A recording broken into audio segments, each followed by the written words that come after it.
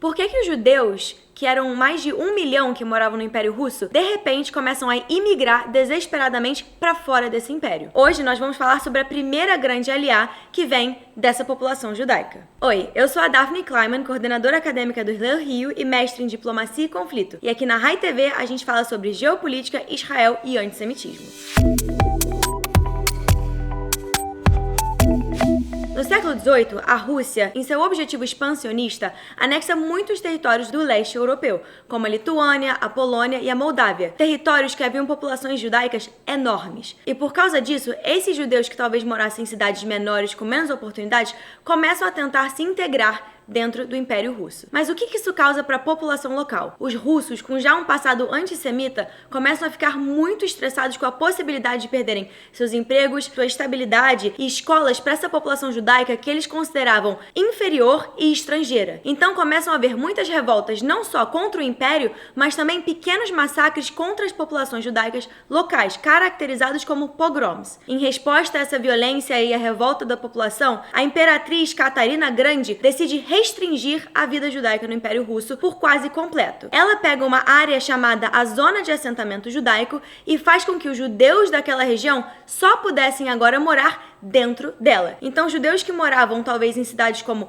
Moscou, grandes cidades polonesas e lituânias, agora tinham que sair desses locais e ir para dentro dessa área de assentamento, que era quase 1 milhão de quilômetros quadrados, o que parece muito. Mas ela selecionou uma área que não havia nenhum tipo de agricultura, não havia tecnologia e nem oportunidades de empregos para as populações locais. Então, os judeus têm que se confinar basicamente a uma vida de shtetl. Sabe aquele filme Violinista no Telhado, em que o judeu mora na sua casinha com uma vaca que mal dá leite, sem oportunidade, sem perspectiva? Então, essa passa a ser a realidade de quase todos os judeus russos, salvo uma pequena minoria. Até um novo imperador entrar, chamado Alexandre II. Esse czar, ele é um revolucionário, modernista, e não acredita que os judeus devem ser discriminados de tal forma. Ele expande a zona de assentamento judaico para incluir algumas cidades e passa a dar novas oportunidades para o povo judeu, como poderem ser médicos, alfaiates e comerciantes. Isso abre muita oportunidade para essa população que até então vivia abaixo da linha da pobreza em situações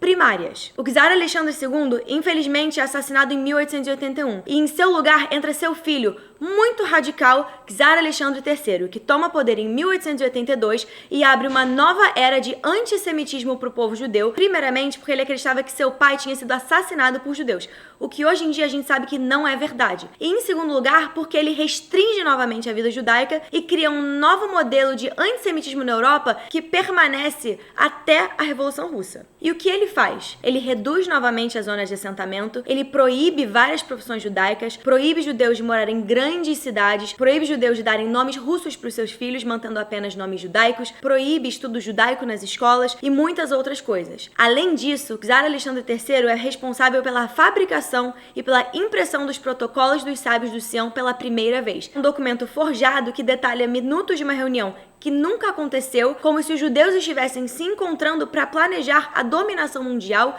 e o fim de todos os povos não judaicos. Esse documento é impresso em jornais e passa a justificar esses pogroms, esses pequenos massacres, de acordo com o governo. Porque antes, se você matava uma população judaica por não gostar deles ou por ter uma ideologia violenta, agora o governo, imprimindo um documento de conspiração anti-judaica, te dá permissão para fazer isso. Essa violência pode ser exemplificada com o número de mortes. Entre 1903 e 1907, devido a esses pequenos massacres, 50 mil judeus foram mortos nas mãos da população, apoiados pelo czar Alexandre III. E esse é um dos fatores pelo qual a primeira aliá, ou seja, imigração judaica de volta para o Estado de Israel, o retorno dessa população para o seu lar ancestral, começa. E daí, criamos grandes cidades judaicas além de Jerusalém naquela terra, porque o Império Otomano restringia a imigração judaica para sua cidade sagrada. Então eles tiveram que ocupar outros lugares, principalmente no centro e no norte, começando a construir o Yishuv, que era o Estado judaico na Palestina antes da criação do Estado de Israel. Esse permanece como status quo da população judaica até 1917, com a Revolução Russa. E aí, nas mãos de Lenin, Stalin e Andropov, o chefe da KGB,